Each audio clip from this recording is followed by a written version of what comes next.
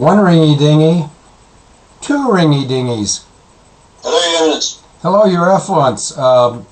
Anything exciting to talk about? It's a quiet day over here in Les Bourgeois. Yeah, no, Les Bourgeois, is that your way of pronouncing Le Bourget or the peasants in England? No, there are no peasants in England, but there's some real perverts that want to turn everybody in England except the Muslims into their peasants. And for that, I would suggest they prepare to pay a penance. Well, I would totally agree with you, and the interesting penance about the pay, I think, is when they're going to have to face up with an application to Congress for letters of marque and reprisal. And this is a very interesting field because you've got your Secretary of State, who replaced the witch Hillary Clinton, i.e. John Kerry, squatting in Paris right now, out at the Le Bourget airport, where he can get away in case someone nukes Paris. But this should bring Americans back, let's say it's 2015, 45 years, that may seem like an eternity for those suffering under the government of the Liberals, to another trip that John Kerry made to Paris to negotiate the pullout of Vietnam, or from South Vietnam, of the United States military, a clear act of treason since he wasn't authorized to do it. And he sat down with the enemies of the United States and the South Vietnamese in the form of the communist leaders of the Viet Cong and the regular army of North Vietnam. Now at that time, I guess, Songbird McCain was doing his singing in the Hanoi Hilton, laying down the strategy used by the low-flying American bombers to take out the port of Haiphong. And who else was up to some mischief? What's her name? The film star. Hanoi Jane, right? Jane Fonda? Yep, that's it. She was straddling a North Vietnamese anti-aircraft gun in a very sort of quasi-phallic activity because she was totally opposed to anything American.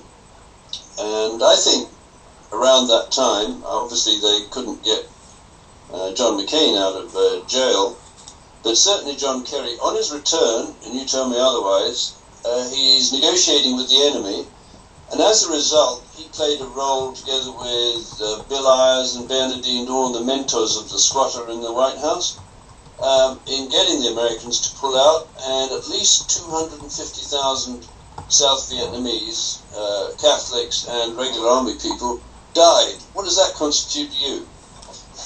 I wasn't listening. Okay, so what caused the death of these people? John Kerry. No, that's... How did he cause the death? I don't think Because he negotiated the stand down of the American, or helped to negotiate the stand down of the United States of America, which pulled out of South Vietnam, and left 250,000 South Vietnamese to be murdered by the Viet Cong and the regular North Vietnamese army.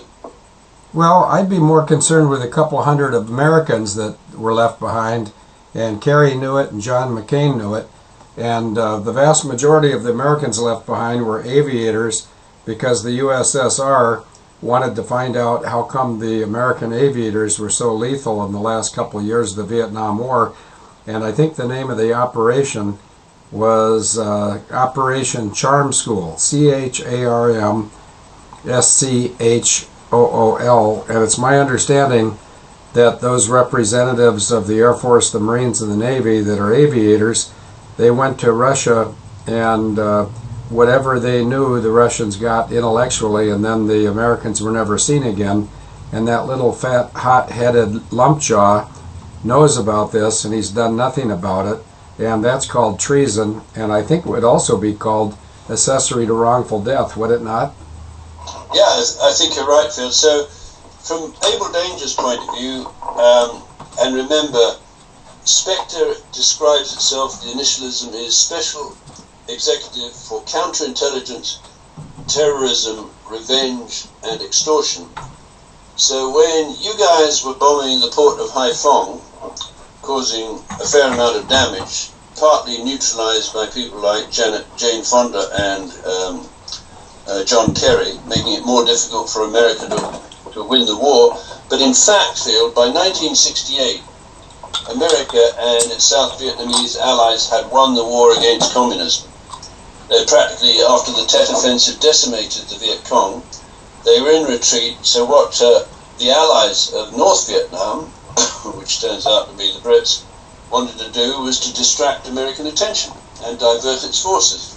So they started subsidizing the attack behind America's front lines from the universities like Northwestern University and the Days of Rage by using BIC, which I think was Business International Corporation, but actually it was British Invisibles Corporation, and they paid student agitators in the United States of America to start the anti-war movement in the United States. Now, whatever one thinks about that, it must be very close to treason, because that increased the number of deaths of American troops in South Vietnam. So again, it's very important, I believe, for America to understand that the guy that is trying to negotiate a cap of 2 degrees, and it might come down to 1.5 overnight, if the increase in temperature by 2050 above the pre-industrial levels, which of course is manifestly impossible to guarantee, is the same guy who was negotiating with the North Vietnamese communists on how to get America to stand down, pull out its forces from South Vietnam, and launch the genocide that resulted in probably the death or murder of a significant number of American military forces and a huge number of Catholics and South Vietnamese people in the regular army. So for 45 years, and he's done a pretty good job of it, except that he's left an evidence trail that'll put him on death row with your sister. For 45 years, John Kerry has been negotiating the stand down of American forces both at home and abroad. His most successful coup, if that was, and it was an attempted coup d'etat, was on 9/11. And the rehearsal was on the 1st and 2nd of June of 2001. You remember the Amalgam Virgo stand down of 30 hours? Do you want to comment on that? Yeah, sure. They practiced it on June 1st and June 2nd, and the idea of the practice was that the Canadians had assured the United States that the United States could be protected by Canada, and any time that Canada wanted to protect the United States, they had the authority to tell the United States Air Force to stand down. And you can think I'm making this up, except for one thing. It's all in the Amalgam Virgo briefing guide. If you want to look it up, it's called Amalgam, A-M-A-L-G-U-M. Sometimes it's spelled G-A-M. Virgo, V-I-R-G-O, 01. And one of the 35 color pages includes a page that has the agreement signed on the 20th of August of 1999, signed by Major General Maurice Burrill of Canada, who later became remorseful because he realized he participated in attacking the United States of America, and he didn't do that knowingly. The other guy, his name's Henry Shelton, and he went to some flea bag college in North Carolina and got a textiles degree.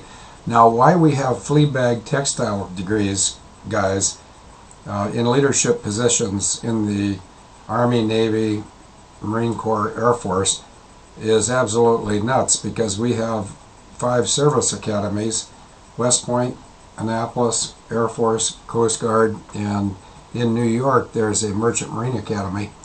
Why should the taxpayers be funding these professional military education venues when they're giving a textile degree from some flea bag university the keys to the U.S. military, where he turned them over to Canada? Canada attacked the U.S., and Henry Shelton was on his way over to the Queen to become an OBE, which is the Order of the British Empire, which is illegal.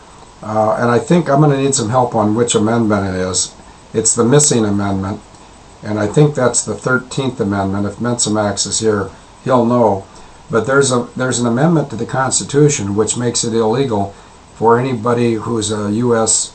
citizen to accept an honor or a title from a foreign government, which immediately puts all the attorneys in America in hot water, because they're all esquires and they're members of the BAR, British Accreditation Registry. And if anyone hasn't noticed, the truth of the lien that's been placed on the ABA, American Bar Association, and the Department of Justice by 4 judges, including Judge Anna von Reitz of, I think it's Cold Lake, no, it's Big Lake, Alaska. I've been getting a little bit of communication from 3 of, I believe, 3 of the 4 judges. They're interested in how things are going with me and my deployment of the True Bill. That's what it's called. But if you want to see the True Bill, Google SEC, that's like FBI or IUD, SEC Tracer, TRACER, then the number symbol, number 2640220. Suddenly everybody in the world is aware of this True Bill.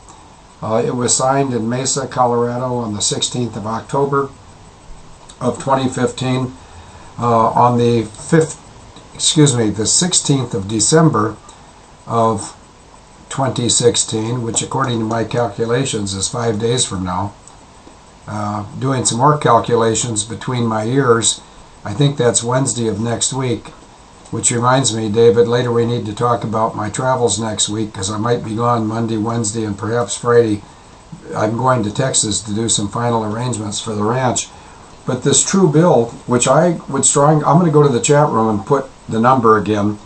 I would strongly encourage everyone listening to Google this True Bill called SEC Tracer number 2640220.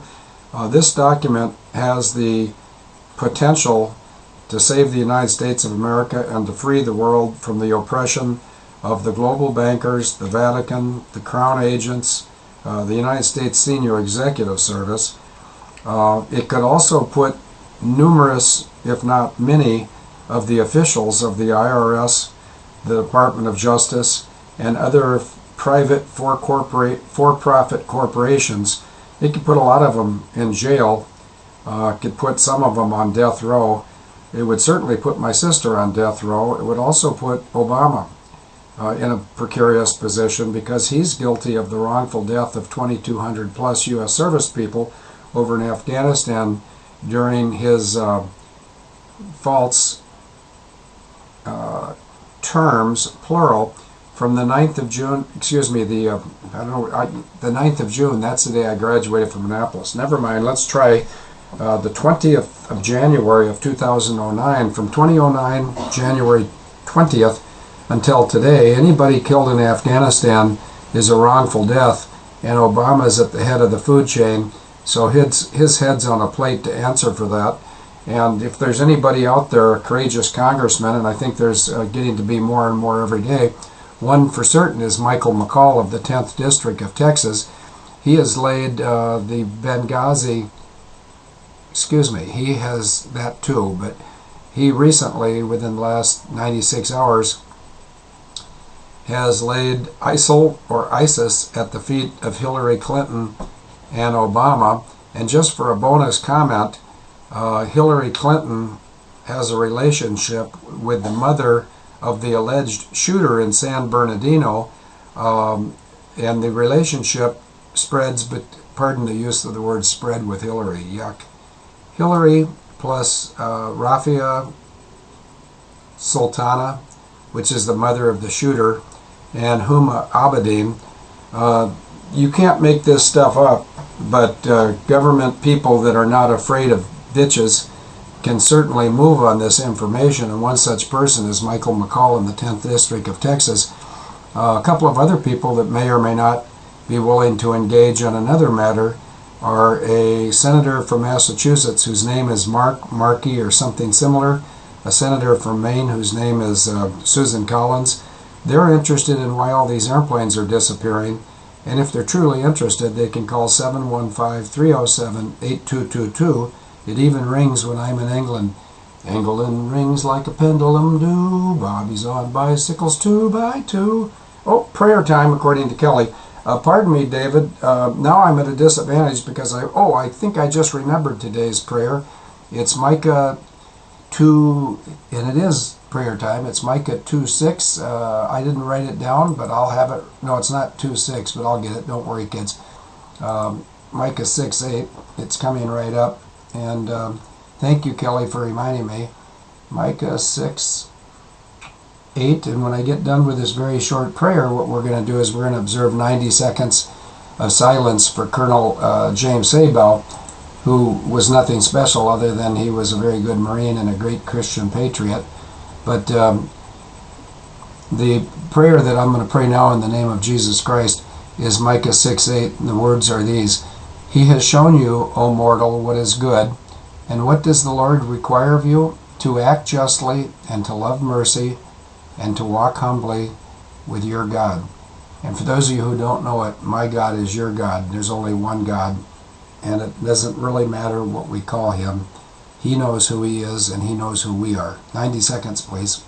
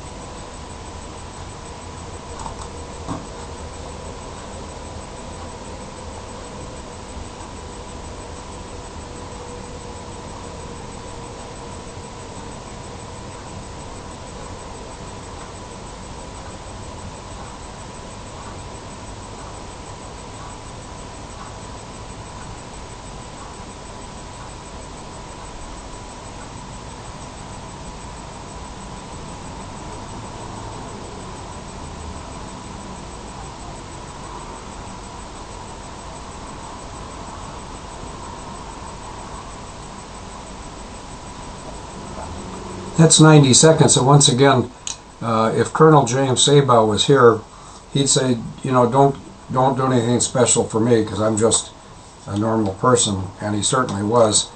But he was not treated kindly. George H.W. Bush and Jeb Bush authorized his assassination. They authorized it on the evening of the 21st of January of 1991, and he was brutally murdered.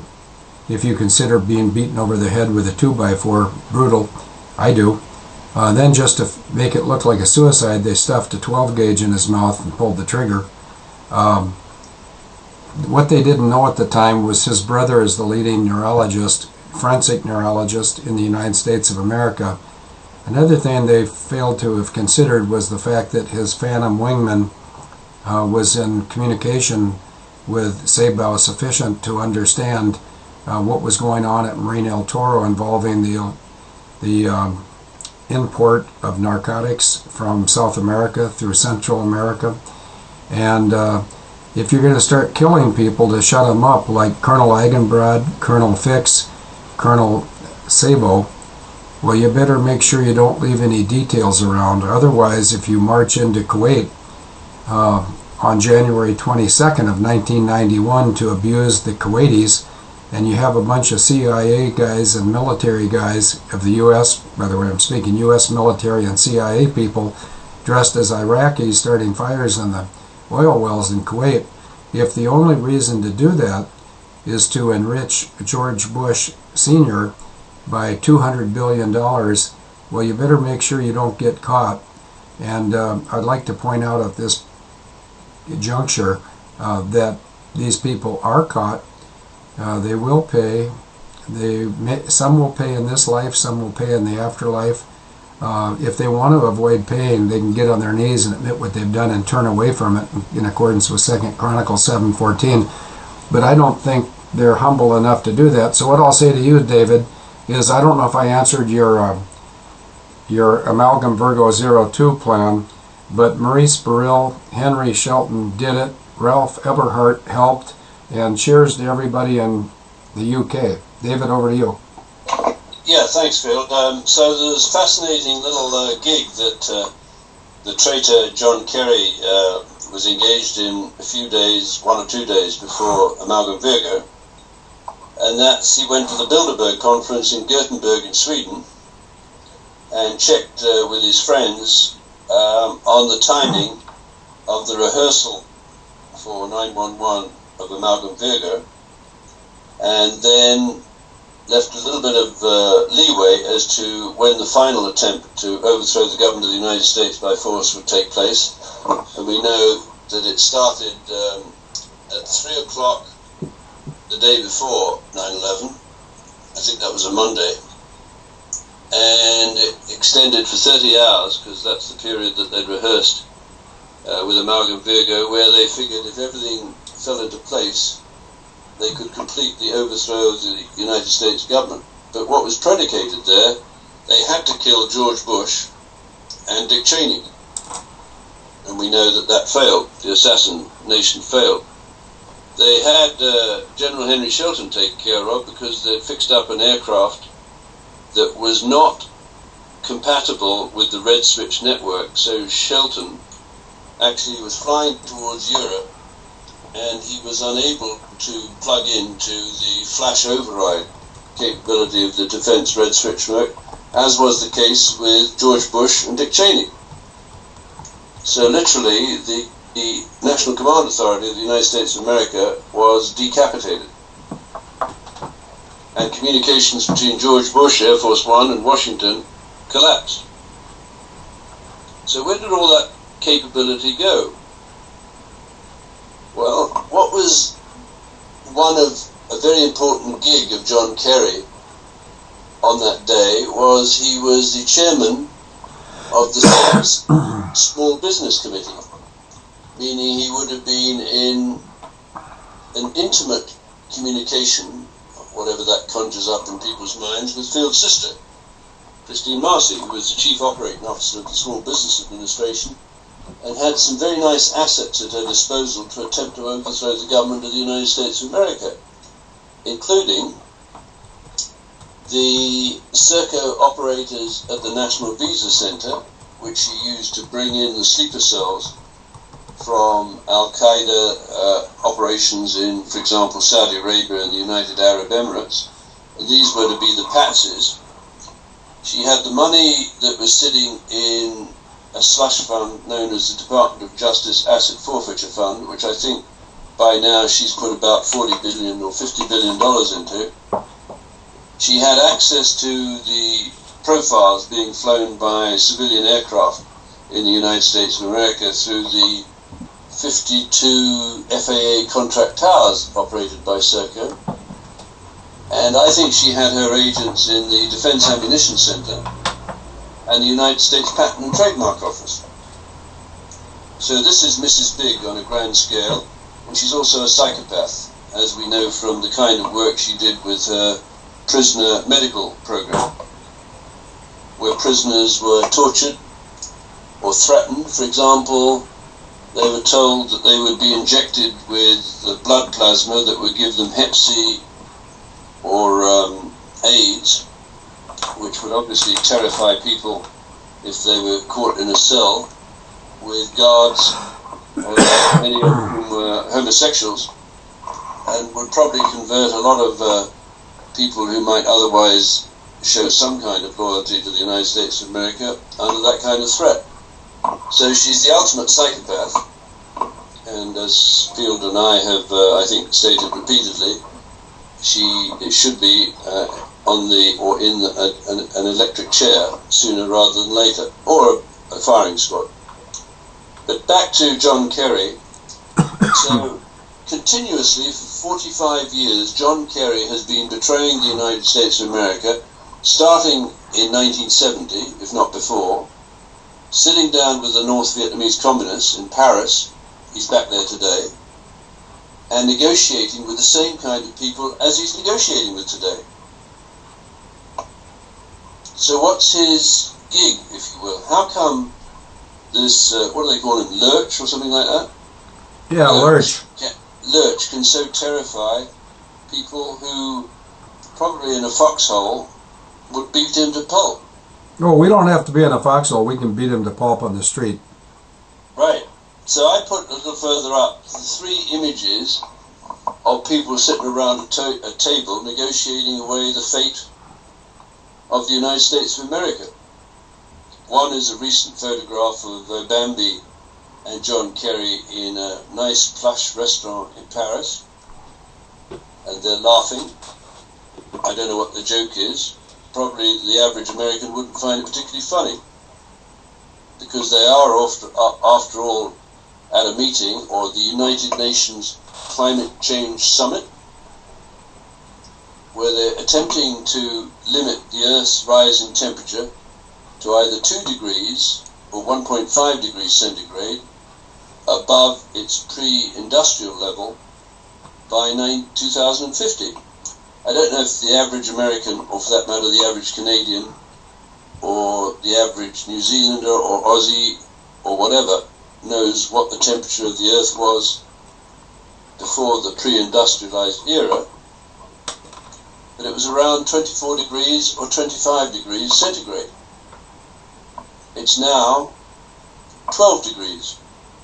So there's a hell of a long way to get back to pre-industrial levels, and if they do go back to pre-industrial levels, they'll be up at 25 degrees, which is a lot hotter than it is now. So these guys are scientifically illiterate, but politically cute.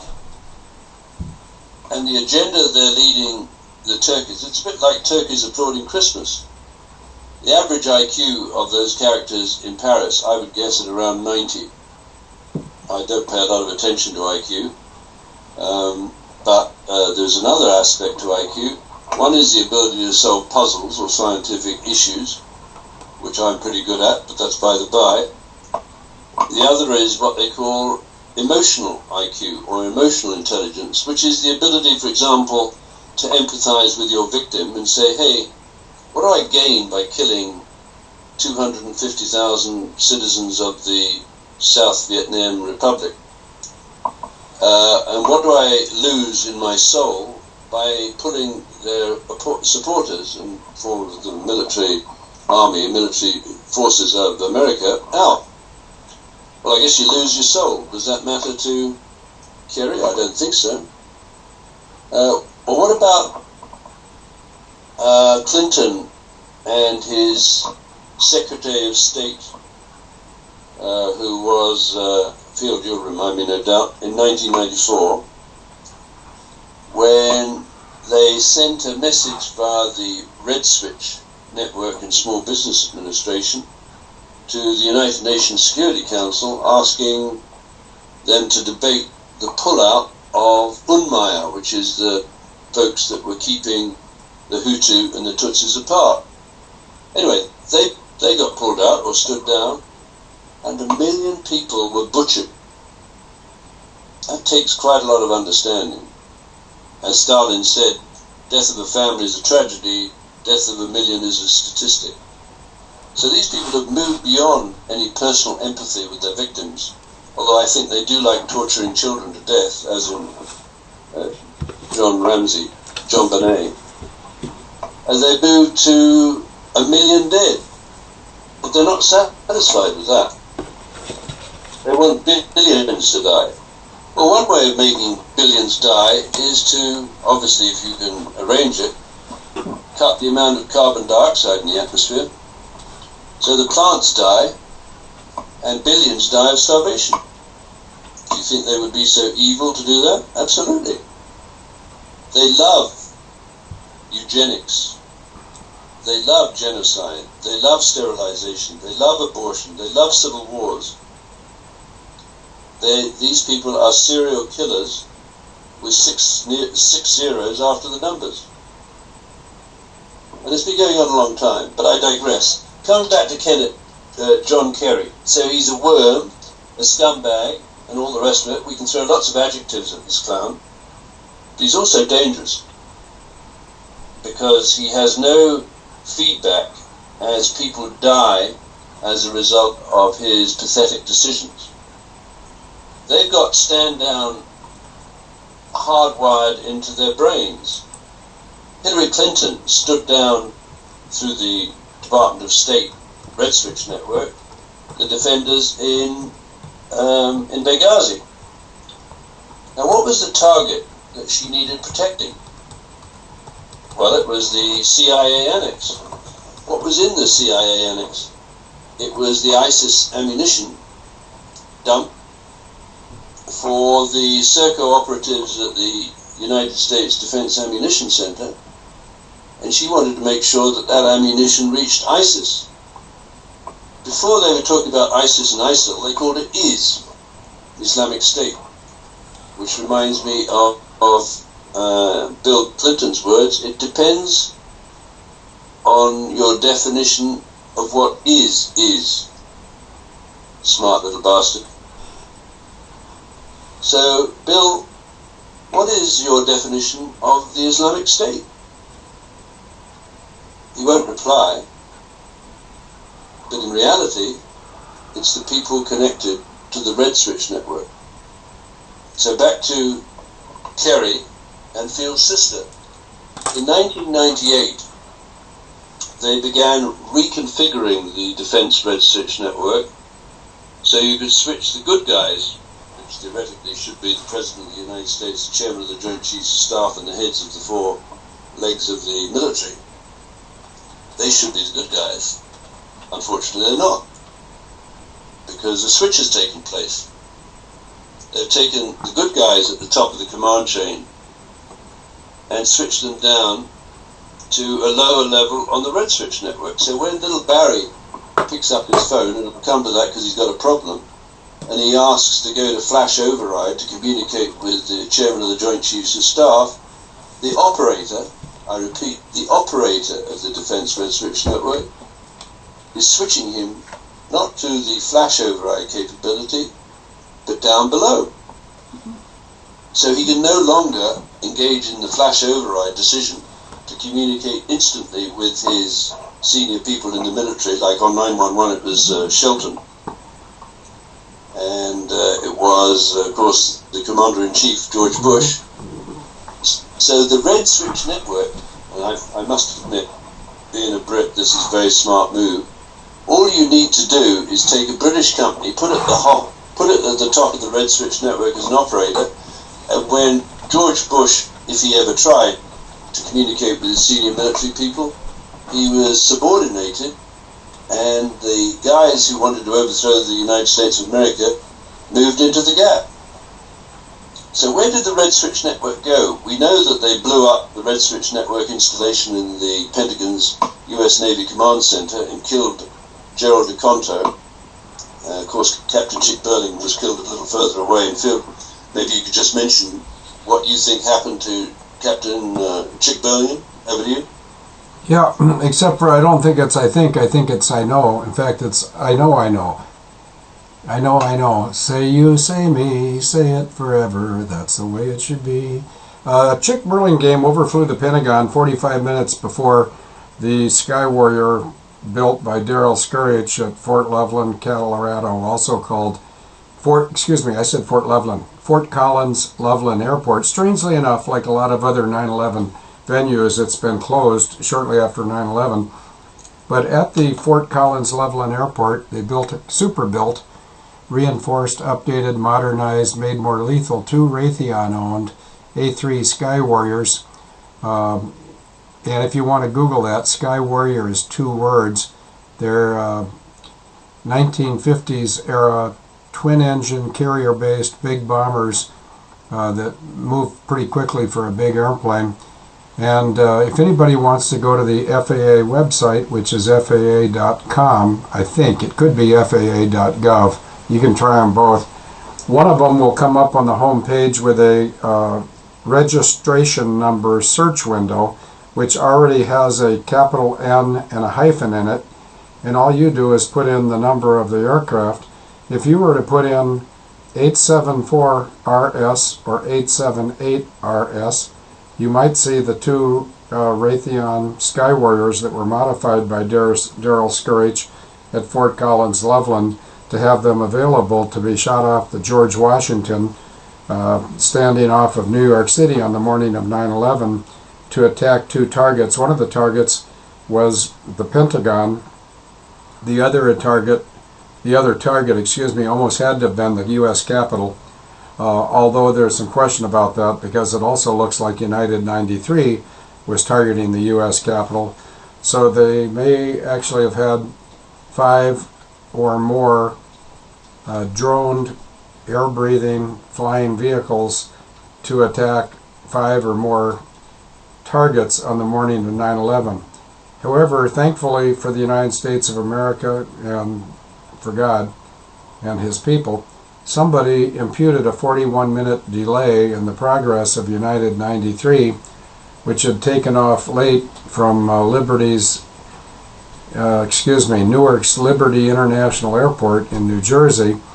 And because it was 41 minutes late, United 93, flown by Captain Jason Dahl, whose wife Sandy Dahl was murdered because of what she knew about Jason Dahl's participation in United 93. If anybody wants to see a sad picture, you can just Google Sandy Dahl plus F-16 plus Abel Danger plus Chips plus Pastel IOC plus Image. I think you'll see a picture of Sandy Dahl, who died approximately at age 51 of, get a load of this, unknown causes. Well, the unknown causes are very similar to the unknown cause that killed Colonel James Sabo, and it may be unknown to the mainstream media, but the people that do these kinds of things, including my sister Christine Marcy, Barack Obama, Hillary Clinton, Bill Clinton, Rudy Giuliani, Lindsey Graham, John McCain, the Marine Corps assassins, where George, what's his name? Let me think of Kay Griggs' last name. Kay Griggs' last name is Griggs. Therefore, George Griggs was one of the Marine Corps assassins who tend to have several things in their profile: deviant sexual behavior and overconsumption of alcohol. But I don't digress like you do, David, but I sort of forgot what the question was. Do you have any idea what question you asked me? Because I can give you a 30-minute run-on answer with supreme lucidity. I can never remember what questions I asked, but I always feel that eventually we get an answer somewhere in the depths, and that's good. If people are paying attention, they'll no doubt find an answer themselves. Okay, before I turn it over to you, Mr. Blowhard, let me just answer Pat Schreifel's question. She asked me something, and the answer to your question is, I see that Bucky Badger is bringing a 42-inch black belt and an unengraved buckle to Texas next week to give to one of our deployable agents, who frequently is disguised, most recently as a midget juggler with a hair lip at Le Bourget. And it was perfect disguise because, unbeknownst to Abel Danger, there's a profusion of hair-lipped midget jugglers in France. If you want to see a perfect example of a midget juggler, the guy that was the premier before hollandaise sauce, I forgot his name. I think his name was Charcozy, or I'm Cozy, or Let's Get Cozy, or My Wife's Tall.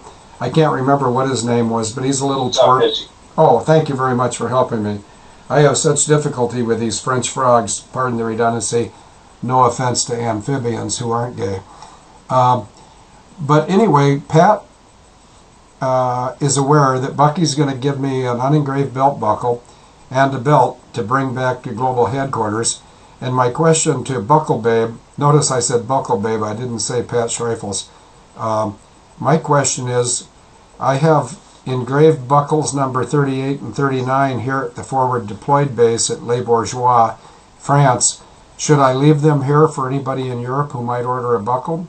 Or would you rather I bring them back to global headquarters? And I also have an unengraved belt buckle from Les Bourgeois that I'll be, in fact, here it is. Talk is cheap. What do you think of this, Buckle Babe? Notice there's nothing on this. This is one of our Abel Danger belt buckles. Some people have earned them, some people have bought them, but whether you earn it or buy it, if you contact Abel Danger, BB, that's ABELDANGER, BB at gmail.com, you can order a belt buckle. They're a custom design, they're a limited run.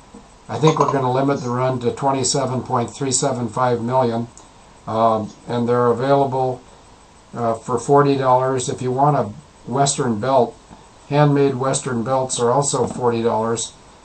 To be honest, most people are not ordering belts because most people have a suitable belt, and these things attach to any belt you might have using this device right here. And if you don't know how to put this device onto your belt, what you do is you take these two arms and you go opposed like this. Let me just see if I can do it with my superhuman strength. Well, I do have superhuman strength, but that's because I haven't taken a shower since September.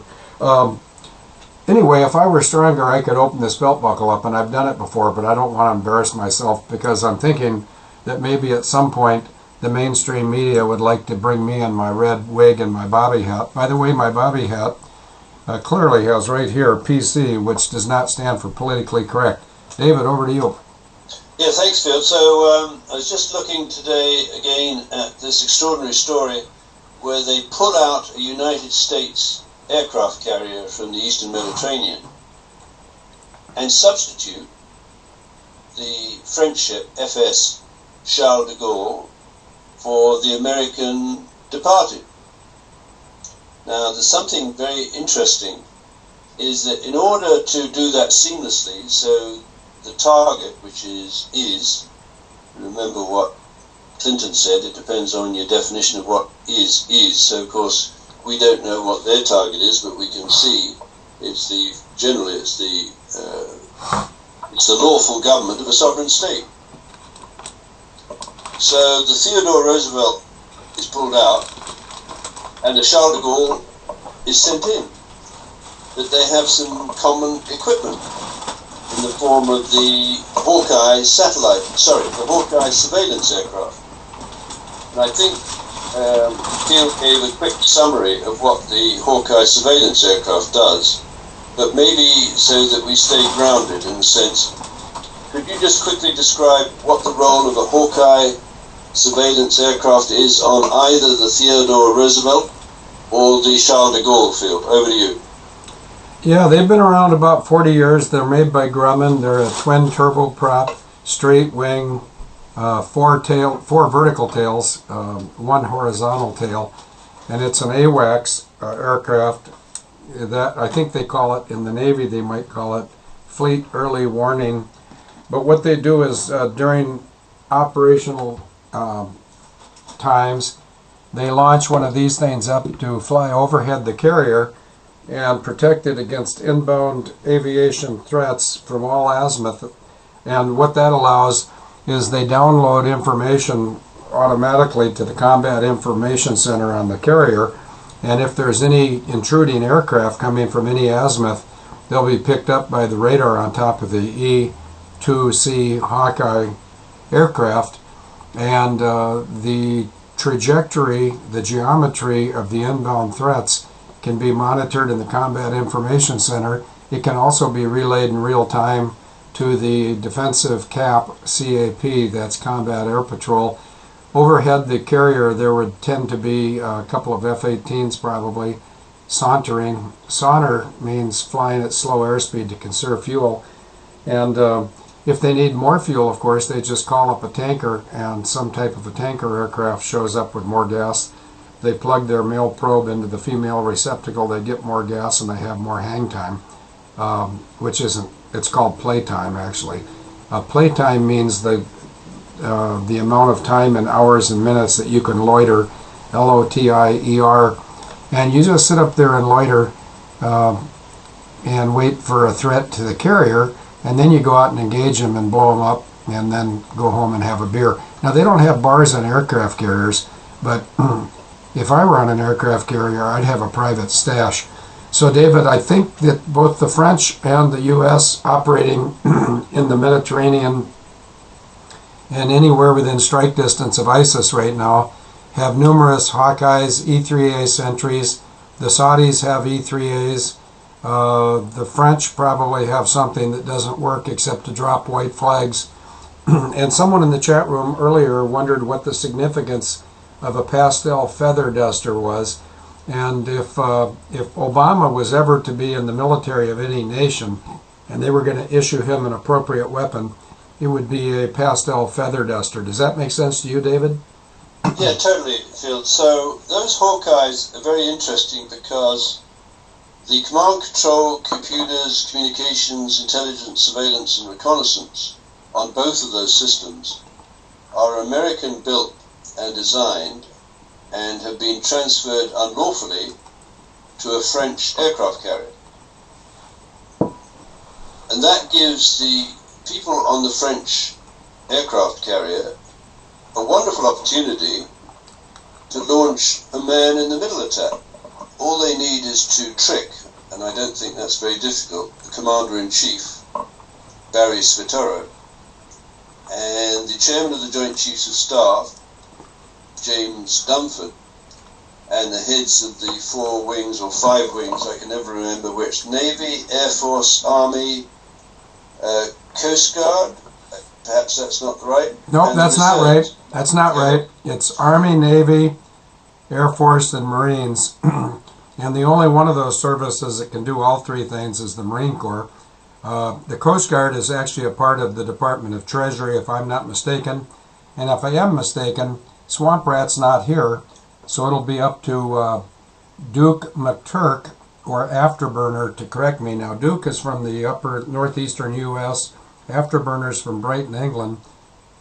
I don't want to blow Afterburner's cover, but she may be showing up tomorrow at Goff Manor House, and she may be in disguise as a member of the kitchen staff. That's where Vanishing Point is going to be disguised. He's going to be in the scullery. And we've got other people disguised throughout the restaurant to make sure that when the principals, of which there'll be 5, sit down to sign your book, by the way, David. And just so people will know what book we're signing, it's Gavin Mortimer's book, Sterling's Men.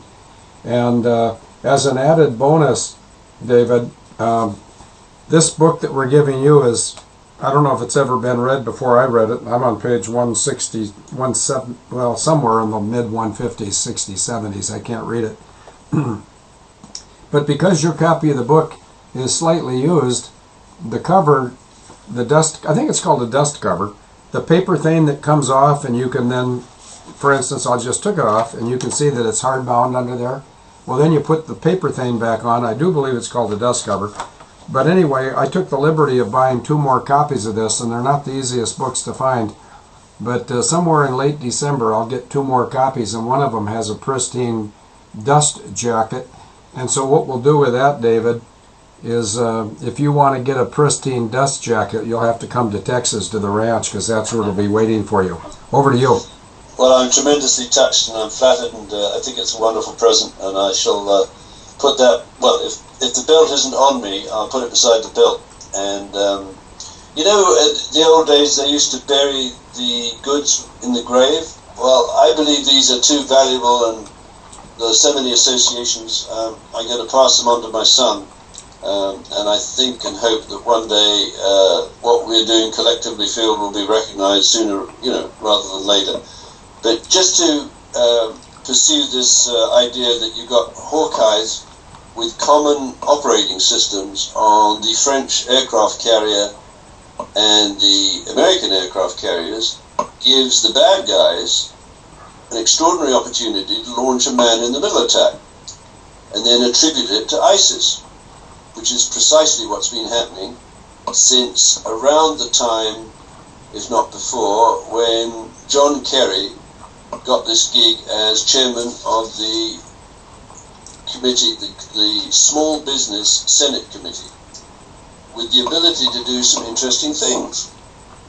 Like, for example, propose to Congress that there should be set up around the United States of America a hub zone. And do you know what the hub zones are used for, Phil? Over to you. Yeah, skullduggery and treason. and storing ammunition. That's what I meant to say. When I said skullduggery and treason, I meant to say storing ammunition. Notice for the record, I made no mention of the used Walmart stores or the underground tunnels that radiate out in all directions from those used Walmart stores. So I'm not suggesting by any means, nor will this tape be manipulated so as to make it look like I'm suggesting that the used Walmart stores are storage, forward storage deployment kit locations where if the federal government or the Chinese troops or the New York City Rockettes want to go to some region of the United States and create mayhem, they don't have to carry their own stuff with them, because it looks sort of funny if you're on a train or a Greyhound bus with a bazooka or a 106 recoilless rifle, but you don't have to carry your own kit anymore, because all the weapons you might ever need and 5 times the ammunition you could ever need are all pre-deployed at former Walmart stores. Do you think I'm nuts on that, David? No, you're totally right, Fielder. There is an island that is being deemed to be a hub zone in its entirety, right? You mean Hawaii? Correct. Well, that's not right. That's not right, because Hawaii isn't one island, although the island of Hawaii is one island. But Hawaii is actually 7 major islands, and one of them is hard to pronounce. Kaulave. Over to you. Well, I'll have to cross-check, but I believe in that case the hub zone extends to all of the islands of Hawaii. It does. Because that's under one administration, right? Yes, and the most populated and commonly visited island is Oahu, and the yearbook at Punahou School is the Oahuan. Oahua, Oahua, O Punahou, my Punahou. I had the deluxe opportunity to go to that school, 12 years ahead of whatever his name is, and he's got a problem with me, and I sort of have a problem with him too. One of us will win, one of us won't. Over to you. Well, that's right, Field, and so now we understand that the British company Serco has become the outsourcing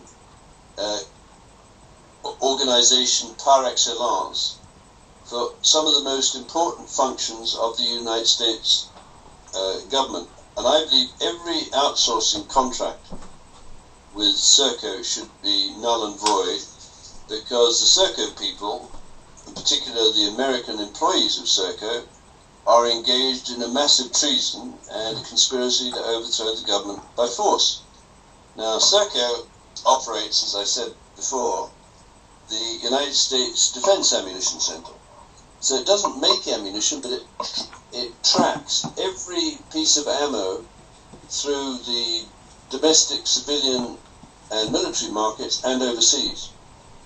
And my understanding is that there is a kind of signature, or rather like an anti-felon identification device introduced by your sister with the marshals and the tasers, that identifies every shell and where it came from.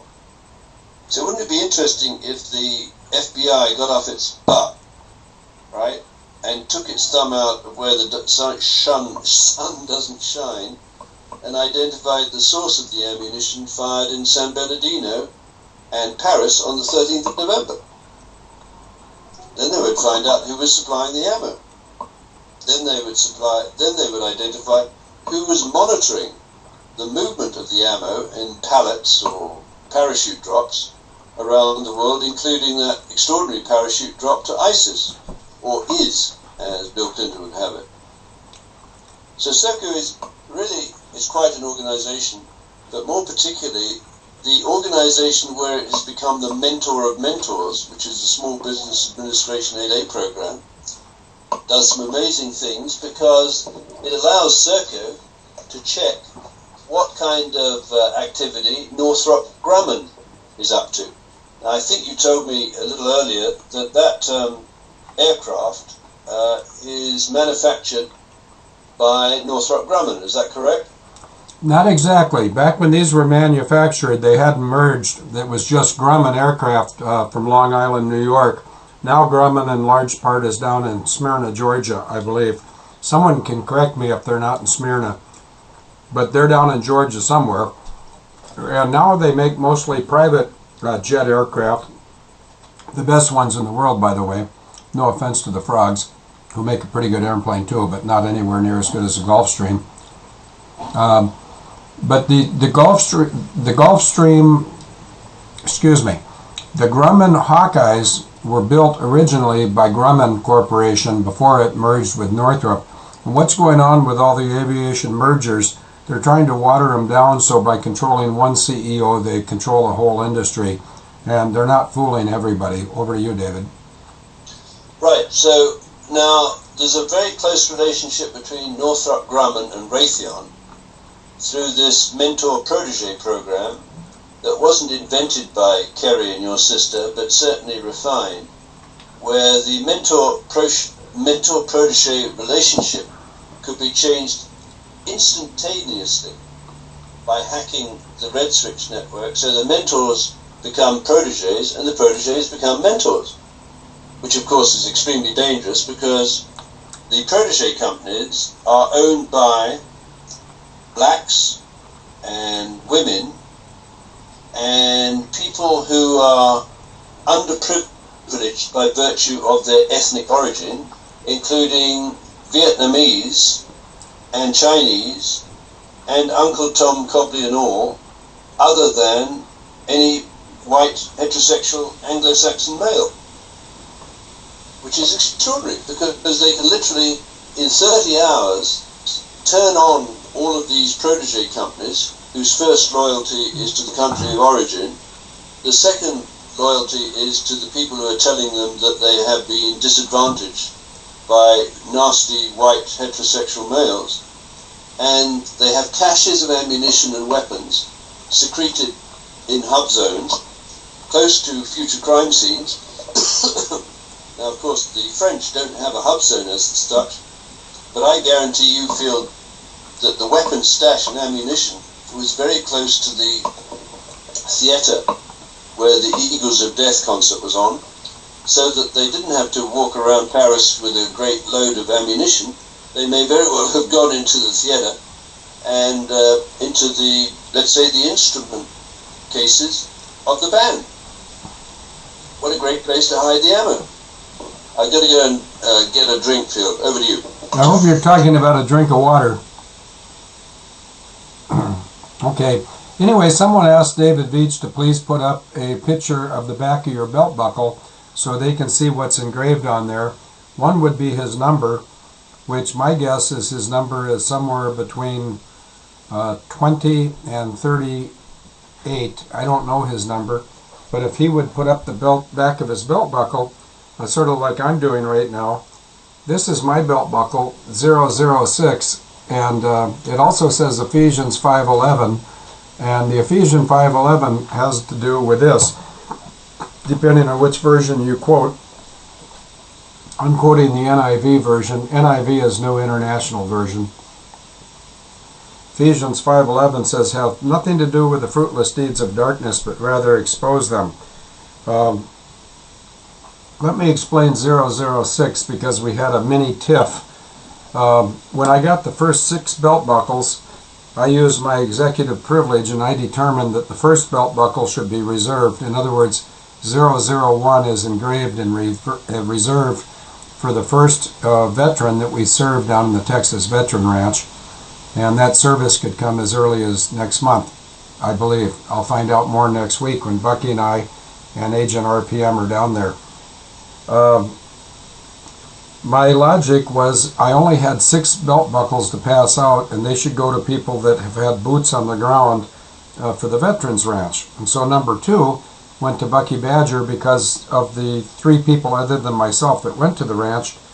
He had more time with Abel Danger than the other 2. Number 3 was Agent Shangri-La, and her buckle's number 3. Number 4 went to Agent Sunshine, and there was a chorus of childish reaction. People were saying, why should she get a belt buckle when I, whoever I am, have been around Abel Danger a lot longer than she? Well, I set that straight a month or 2 ago, maybe 3 months, and I'm going to set it straight again in case anybody missed it. The buckles were given to me as a gift from Ryan Vale, and he gave me the discretion to pass them out. And my discretion was to reward the people who'd made a trip to the ranch. And the 4 people that made the trip to the ranch were Bucky, Shangri-La, Sunshine, and myself. So you'd expect us to be 2, 3, 4, 5, except for there's a funding source that didn't get to go to the ranch, but it was the funding source's idea to find and or create and or build a ranch in Texas for veterans. And so I thought that person should get rewarded, and that's where Buckle 5's going. And so I took Buckle 6 because I wanted to be the last one to be served in this way.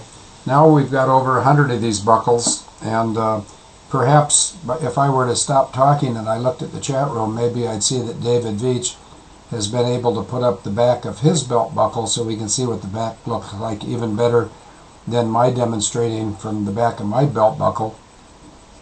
But from every comment we've heard from anybody, oh, buckle number 2, very good. I don't know how you did that, Bucky, but thanks. Buckle 02 is Bucky Badger. Notice for the record I didn't say his name, Brian Bengert, nor if he were here would I allow him to take my last morsel of bread pudding. Sorry, Bucky. David, are you back?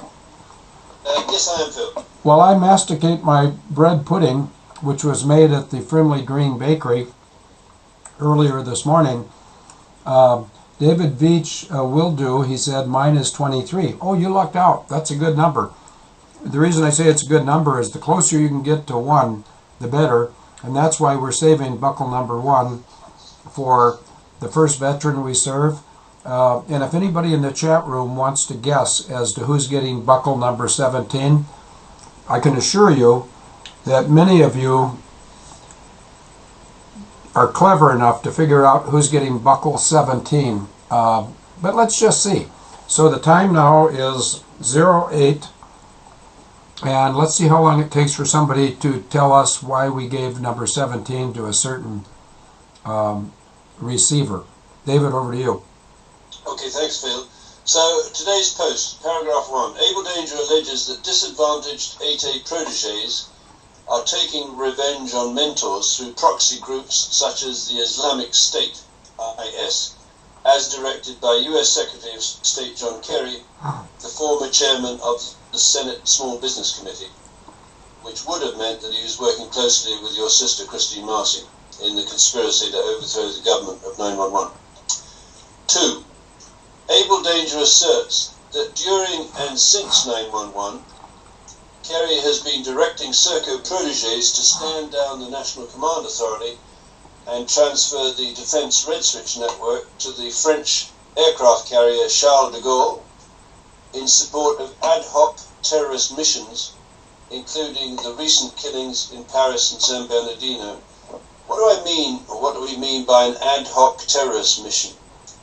Well, what that means is if you have caches of weapons spread around the world and you have unlawful belligerents out of uniform placed in points that are sufficiently close, let's say at a nearby hotel, where they can get to the crime scene before legitimate first responders, you can turn on an ad hoc terrorist attack very quickly and then turn it off again. Because all you need to do is have a surveillance system like that Hawkeye aircraft that Phil just mentioned, and see if the responders are gathering together in a sufficiently timely way to neutralize your attack. And remember, we are talking about the Fabian Society, where you never go head-to-head with an enemy that is going to outshoot you. You attack them from the rear and the sides, and you limit their access to real intelligence. So by the time of 911, or let's say go back to October the 20th of 2000, when the USS Cole received an order to go into the port of Aden in the Yemen, you can see, if you've got the circumstances where you can launch an attack and do what Churchill called, and I'm sure that phrase is in somewhere in the Sterling book that you're bringing me, Phil, for which again many thanks. The technique is you butcher and bolt. You butcher, you get away from the crime scene before the legitimate first responders or the serious characters who can do damage to your people. And then you run like hell, quite possibly hopping on a plane and flying out of the country, which is why they put this verminous cowards by Le Bourget airport, because if all hell breaks out in Paris as a result of this goal of 1.5 degrees centigrade rise in temperature by 2050, the cowards want to get out of there. They could obliterate Paris. And I'm quite sure that they've threatened the delegates to the United Nations Climate Change Conference with obliteration. Otherwise, why would you get all of these enemies of the United States? And I believe firmly that Russia and China, apart from some thoughtful people inside both of their administration, can be persuaded to attack the United States at the first opportunity they get, if they see the United States command structure is in disarray, which it was on 9/11. They took out, remember, the Pentagon's US Navy Command Center, which was being upgraded by British corporations, AMEC and Serco. So the United States was under full surveillance by satellite systems and airborne systems of carrier groups and land systems operating out of hub zones run by Kerry and Christine Marcy. So there was a very high level of surveillance to determine, did the United States of America have what it takes to prevent the coup d'etat? And 3 lives stood between it, that is the coup d'etat, and the end of the Republic as we know it. And that's the President of the United States, and the Vice President of the United States, and Henry Shelton, the Chairman of the Joint Chiefs of Staff. And it would not have been sufficient to isolate them and place them under hostage, because America, and particularly the veterans, would have risen in a targeted rage, not necessarily because they like or honor or respect George Bush or Dick Cheney or Henry Shelton, but there was a line of command. And if you're in the military, as I understand, I'm sure it's the same in the United Kingdom and Canada, you are sworn an oath to honor or obey commands coming down a legitimate chain of command. But as we know, the chain of command had been compromised and transferred to the Charles de Gaulle. But if Bush survived, and if Cheney survived, that would be very much in the line of succession, as I understand it. And if Shelton survived, well, they all survived. Even though Shelton was prevented in his plane from landing in the United States while the attempted coup was taking place. Now, I don't know what protected George Bush. I guess there's probably some technology on Air Force One that protected him, because I think they probably intended to blow up Air Force One. I don't know what protected Dick Cheney, other than his private security detail got him down in, I think, the Presidential Emergency Operating Center. But very interestingly, before he arrived there, Lynn Cheney was there, his wife. And Lynn Cheney is a closet homosexual, and she was a director of Lockheed Martin, apparently during the period when John Bennett Ramsey was murdered. Now, why should that matter? Well, she would have approved with Norman Mineta, the Vice President of Lockheed Martin, the $118,000 bonus for John Bennett Ramsey's father for his performance in the year 1996.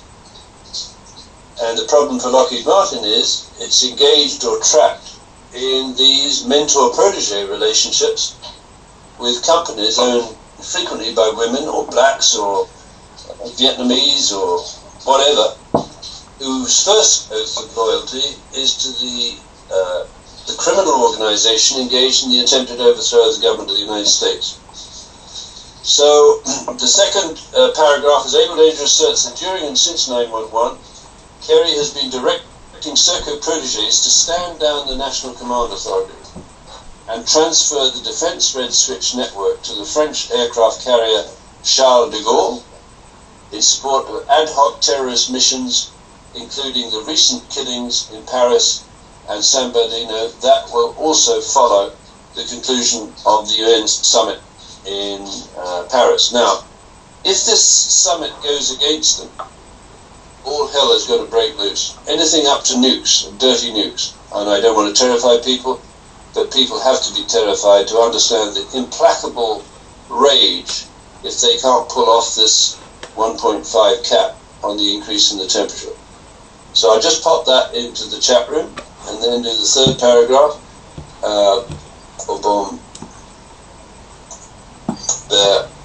And the third paragraph is as follows.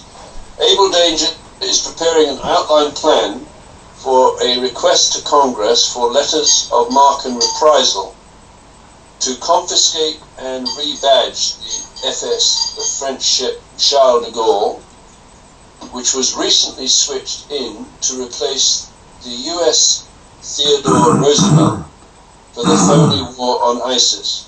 So, Bill, it depends on your definition of what is, but the person or outfit that is taking on is, at the moment, are the people on board the Charles de Gaulle, and they have the option through the red switch and the Hawkeye aircraft to suddenly turn from, what shall I say, a subordinate position to American military forces around the world, to being in charge of the red switch of the United States government. Game over. Over to you, Phil. Two things. I'm looking at a message that just came in from somebody who I've already forgotten. Okay, I figured out who it was. In Missouri, there's been thefts of dozens of propane tanks and purchase of over 150 prepaid cell phones in Missouri. And so the FBI down there is looking into that. Something I saw earlier, which may be more... Do you have a wind chime going on, David, or am I hearing things? Oh, my dog is licking my breakfast plate. It's got a spoon. I'll just remove it. Sorry, Simon, shut up. Euthanasia is always a good option. I'm trying to find this I got from someone today. Here it is. These things come in all the time, including during radio shows. A fellow in Chicago just sent me this message within the last 48 minutes, and it says, field pilots were also exposed to asbestos in United's training center. If you know any United pilots, could you please pass this along to them?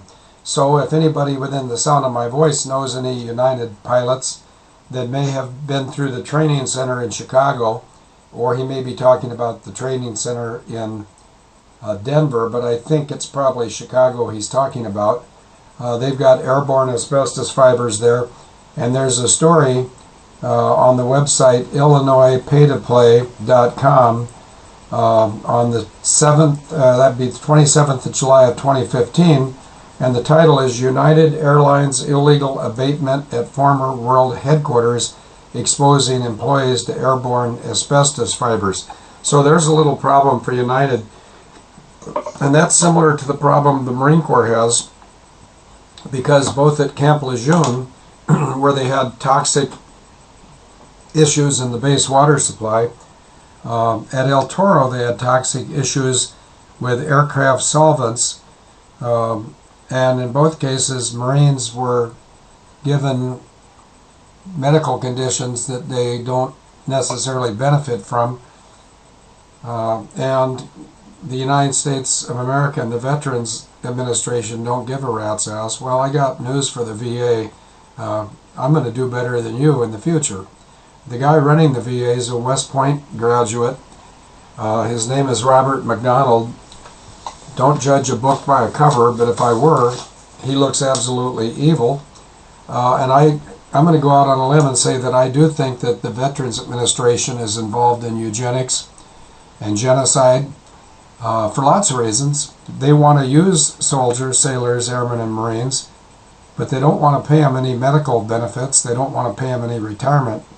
They don't want to pay them any money at all. They just want to use them and discard them. And if somebody in the chat room is familiar with a quote by Henry Kissinger, he says military men are just dumb brutes. Well, I'd like to get that little bowling ball of a jerk and show him what one dumb brute would like to do to him, which is turn him into a puddle. Or I could just roll him down a stairway and he could beat himself to death. But for some little Jewish twerp from some country unknown to make a very offensive comment about United States service personnel.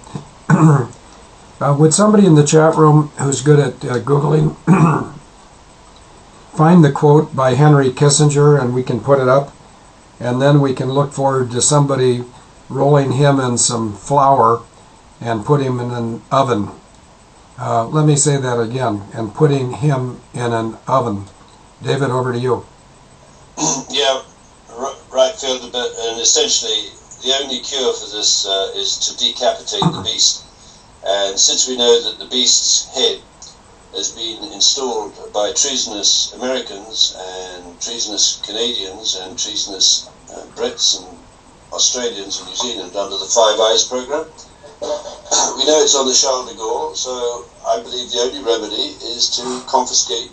And I was talking to someone the other day, what do you mean confiscate the Charles de Gaulle? It's a nuclear-powered aircraft carrier. And I said, well, it's easy. It needs a brain, which is electronic, so all you need to do, which I think Abel Danger can do, we can open up some funding sources, hire some guys in or from the Marine Corps intelligence activity, and I'm sure they're as brilliant as anyone who goes into that area, get the letters of Marque and Reprisal from Congress, and jam the brains, if you will, the command, control, communications, computers, intelligence, surveillance, and reconnaissance of the French ship Charles de Gaulle, and basically threaten to sink it, unless it's sailed or steamed, whatever you call it, to an American port, into the custody of the chairman of the Joint Chiefs of Staff, who may be a traitor. He's certainly incompetent. He hasn't responded to your urgent missives, Phil. So he's either terrified, and there's that extraordinary photograph. He's outside the White House, and Obama and Henry Biden are looking down at his private parts. He's folding his arms or hands above his private parts. I don't know what he's scared of, but he looks as though he's been chewing on a wasp. Well, you just said Henry Biden. Oh. Well, go on then. Well, who did you mean? There is no Henry Biden. What's his name? Biden. Joe Biden. Yeah, there you go. Okay, so you'd think with what amounts to a promotion, the guy would be kind of happy and smiling. But you know what, Phil? I think he's shitting himself. No, he's scared. He's guilty. Are you talking about Dunford? Yeah. Did you look at every single image on today's radio show ad? I did. You did? Hmm. Well, you didn't. You apparently weren't moved by the picture of Obama and Dunford. Would somebody please put up the picture of Obama and Dunford from today's radio show ad? Because it paints a completely different picture than what you just discussed. Take a look at that picture that just came up from Agent 66. Okay, let me have a look. Okay, well, that's one of the pictures, and he's not looking at his private parts, he's looking at his nose or something. Yeah, but you don't see what's there. Look at the picture. What is Dunford thinking? I don't trust this bastard. Yeah, and you can read the expression of resolve on Dunford's face, so before you go off too far down the road to say that he's treasonous or afraid, I personally have never met a Marine who's afraid. That doesn't mean there haven't been some. I've never met one. But even though he doesn't move fast enough for us, David, neither does anybody else. So why don't you give him the benefit of the doubt? Just take a look at that face. That face is telling me that Joseph Dunford would be more than happy to do what it takes to take the clown off the podium. I think you're right, so I apologise in advance for anything that I might attribute to Dunford. And I like that phrase of Bucky B, that Dunford smells a rat. I think you're absolutely right. He does smell a rat. But what he needs is to talk to Abel Danger, because you could disabuse him very, very quickly. Now, hang on a minute. When you say talk to Abel Danger, just specifically tell me what that would entail. What does it mean to talk to Abel Danger? Pick up the phone and call you. Well, what if he's reading everything we're writing? Isn't that accomplish the same thing? Yes, it may do. It may do, and you're right. So maybe he's biding his time because he's up against a formidable force, because I think, would you agree with me that the Marine Corps is essentially land-based, like in Camp Pendleton, until they're sent to an operation? No, they're not. They're land, sea, and air-based, which means that a lot of their assets are afloat on task forces. Some are on land in foreign countries. Their assets are temporarily airborne, and it's the only service which has the land, sea, and air as its domain. There's also a little history lesson coming up here, so I hope people put down their Slurpees. But the Marine Corps is the only service that can be deployed on foreign soil without asking the permission of Congress and Senate. The President controls the Marine Corps. Now, in this case, I'm going to go out on a limb and say in today's world, the Marine Corps controls the President because he's lost his DRSN phone, he's lost his nuclear football, he obviously has lost his mind, and if we don't harm General Dunford, we've already given him everything he needs to take out Obama, let's say by the 26th of December. I shouldn't have said that perhaps. Well, it's out there. And also, he needs to take out Christine Marcy. And I've told him that numerous times in writing, and he's not an unbright man. He got it the first time I said it, and when I wrote him twice more, he got it a second and third time, and he's a Catholic, so he knows the significance of 3. Over to you, David. Well, this is great news, Phil, but now just answer me this.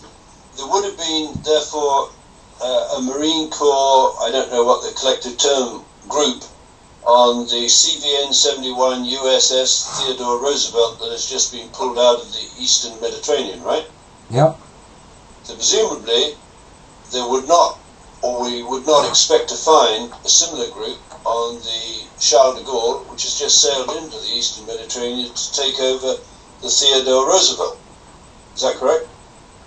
I go ahead and repeat it again. I was looking at the chat room. There presumably would not be an equivalent Marine Corps group on the General de Gaulle as it replaced the Theodore Roosevelt in the Eastern Mediterranean.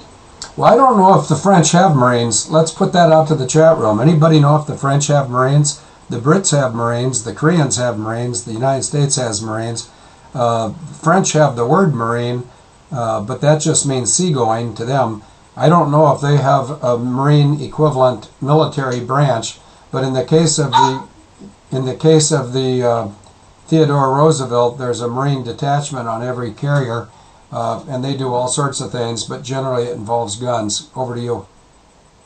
Well, I guess my point is, if they pull out the Theodore Roosevelt with its Marine Corps complement, and they send in the Charles de Gaulle without a US Marine Corps complement, you essentially are setting up the war on ISIS to be transferred from the United States government to the French. Isn't that a fair assumption? Over to you.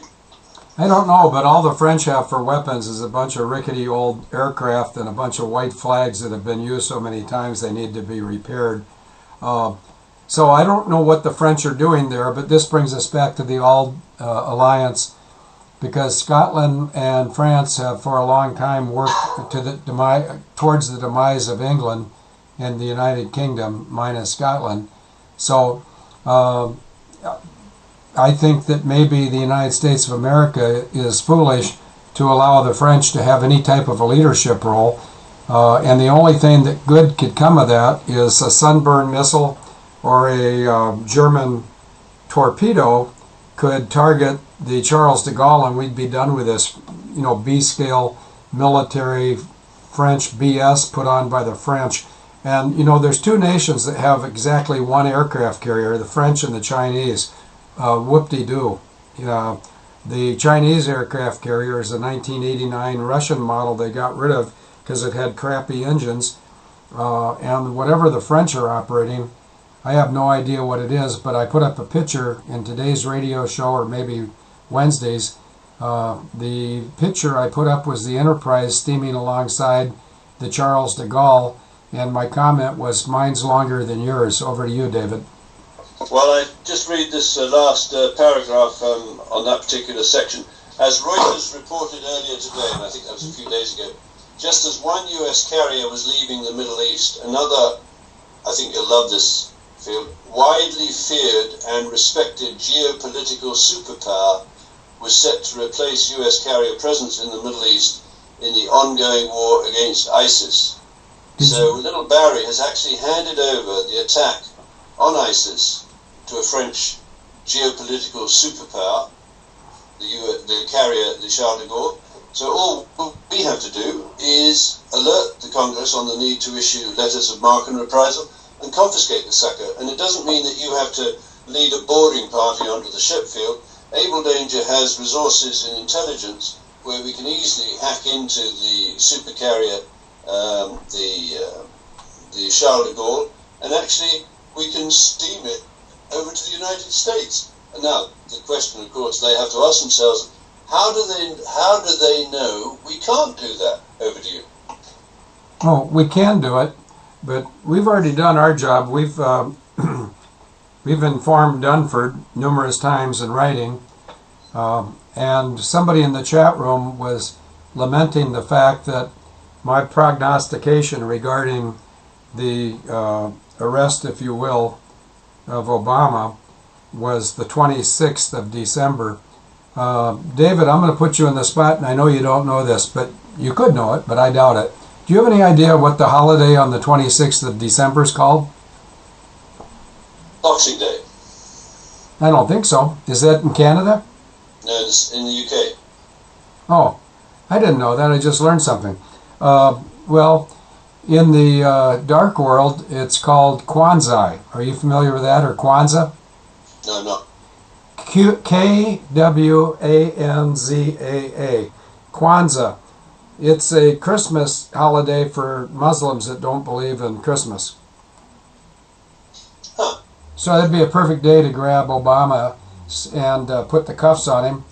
And of course, before they got him, they'd have to take out my sister, Christine Marcy. Otherwise, she'd abuse somebody and have them release what's his name. And which is not a disrespectful comment. What is his name? When he went to my high school, his name was Barry Swatero, Punahou 79, Indonesian Muslim. When I went to my high school, my name was Field McConnell, class of 67, U.S. Christian. One of us has changed, one of us has not. One of us will prevail, one of us will cave in. Over to you. Right, well, I think you're dead right there. And just to conclude about this carrier, the carrier is usually accompanied by an attack submarine, several frigates, refueling ships, as well as fighter jets and surveillance aircraft, Reuters adds. Surveillance aircraft, I understand to be the American Northrop Grumman Hawkeye. The aircraft carrier will enable us to be more efficient in coordination with our allies, Hollande said at the inauguration of the new Defense Ministry headquarters in Paris. So just as the Pentagon's US Navy Command Center got blown up and then rebuilt by AMEC, the French and the Old Alliance have established a Defense Ministry headquarters in Paris, directly connected to the General, the Charles de Gaulle, and I think we could, amongst other things, threaten to bomb the suckers. Over to you. Which people are you threatening to bomb? The Defense Ministry headquarters in Paris. Over to you. It'd be a waste of a bomb. I mean, they're good at surrendering, so we shouldn't need to create loud noises that scares people. However, having said that, I'm taking a look because I've gotten a couple of messages. If it's anything that the show needs to know about,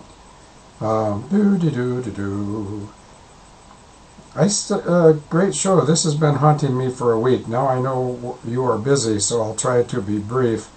Last Friday there were internet stories of a Russian Air Force plane passing over Palm Desert, California. And the same afternoon I was notified Facebook that someone from Moscow tried to sign in as me so I could change my password. Odd to you or simple coincidence? Safe travels and much appreciation.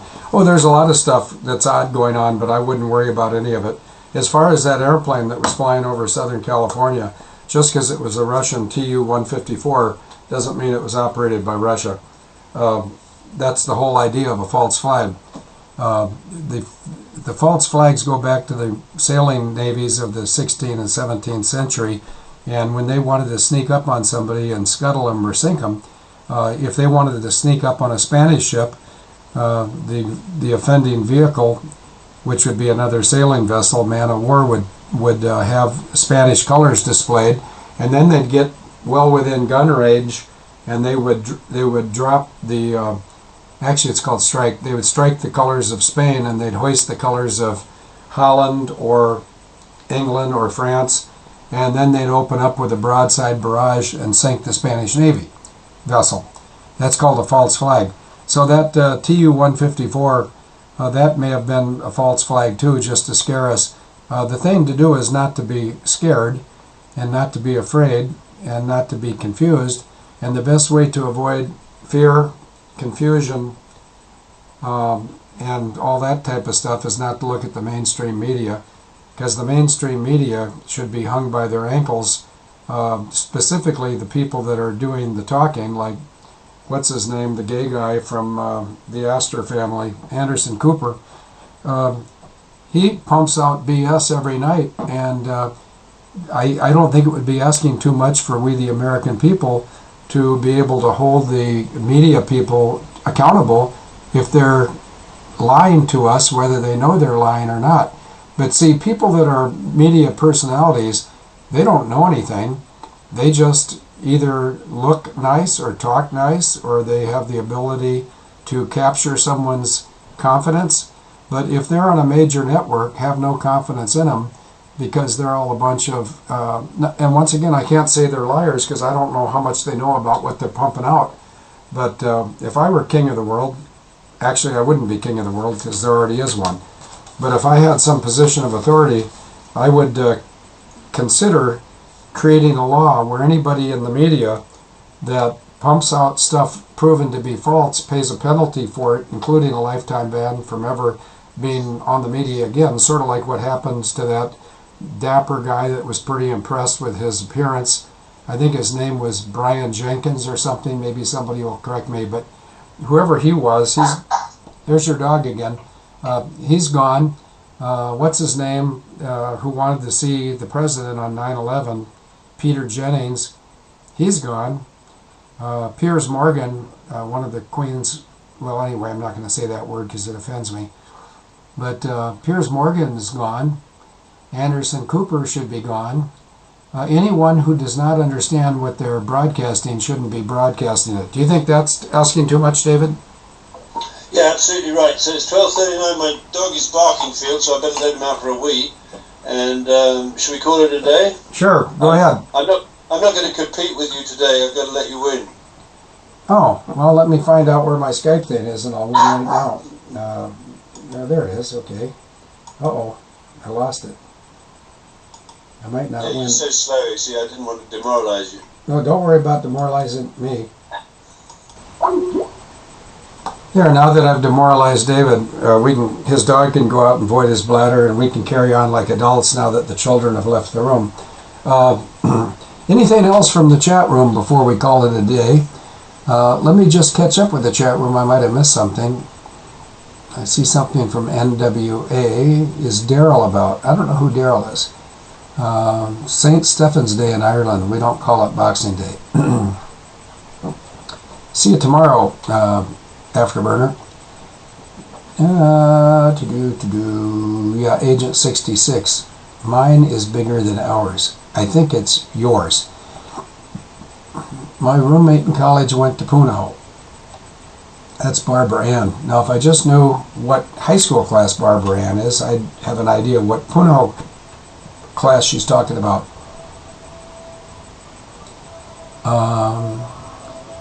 The ship carries a complement of Dassault Brejois, Superintendent, Dassault Raphael, and E2 Hawkeye, blah, blah, blah, blah, blah. Bad buffering. Okay, we can end that. We can end the show and fix that. Now I can't post the image of Big Carries in the radio show ad. Well, somebody else can do it for you. The official Kwanzaa website, Kwanzaa.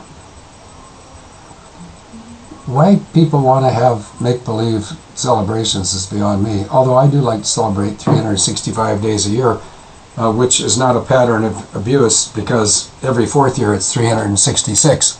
which demonstrates I can break the pattern when it behooves me. Torching, oh, I better check and make sure we don't have a big red button. Brian Williams, thank you. Doo-dee-doo. America will never be destroyed from the outside. Yep, that's right. If we falter and lose our freedoms, it will be destroyed. We destroyed ourselves. Abraham's correct. Let's see. Doo-dee-doo. Pimp my terrorist. Well, I don't see a big red button yet. See you on the morrow, my good people. God save the Queen and all that jazz, blah, blah. Are you talking about God saving Obama or Pierce Morgan, or which Queen do you allude to? Actually, Field, I copied that from the radio show, but now it's stuck in my mouse, so I cannot post the picture of the aircraft carriers. Look forward to tomorrow, VP. See you and Sir John at 12. Oh, that means Afterburner's probably getting picked up at noon by Vanishing Point and John Patterson, 1T, no sugar. I'm having tech difficulties. Yeah, we all have that. Okay, and I'm going to see if Mensa Max is here. Mensa Max, are you here? Please raise your hand. Oh, I see a donut in the back room, but it's not Mensa Max. And Mensa Max is not here. There's the big red button from Ginger Cookie. Now, if somebody else will pick up on her lead and give me the 3-2-1 protocol, I'll turn it off, and then I'll go about the rest of my evening. And then tomorrow, of course, Ryan says, y'all take care. Jim Fetzer's book about Nobody Died at Sandy Hook got taken out of Amazon. Oh, interesting.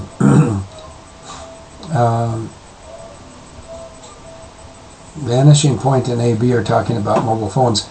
If somebody puts up the 3-2-1 protocol, I'd be more than pleased to accommodate it when it comes up. I got my little red button ready. Thank you, David and et al. Have a nice weekend. Well, thank you, Oversight. And Oversight, if you're in Canada, I think you just ordered a belt buckle. Code 51. Anyway, there's the 3-2-1, so I'm now waiting for just the push it or any derivative of push it. There's the 3-2-1 from TexMav, so we got Maine and Texas both 3-2-1ing me. But I'm still not going to fall for this until I see a push it protocol. Your goodness will lead me home. Yep. That's where we're heading. If you want to hear a good song that's not about Christianity but is about home, the song is On the Way Home by Buffalo Springfield. It starts out, when the change came, I saw myself as you knew me. I went insane. I think that's something like that. Thanks, everyone. Take good care. Yeah, Susan M. Same to you. I'm waiting for the 3-2-1 push it. Oh, I won't be back till later on if I do come back at all, because I love you. Can you see me now? That's Buffalo Springfield, On the Way Home. Absolutely a beautiful, haunting melody and good lyrics too. Those were Marines pushing it. Yeah, well, that doesn't matter. I still need to see the push it call. I got the 3-2-1. Uh-oh. I just had something pop up. I'm going to sit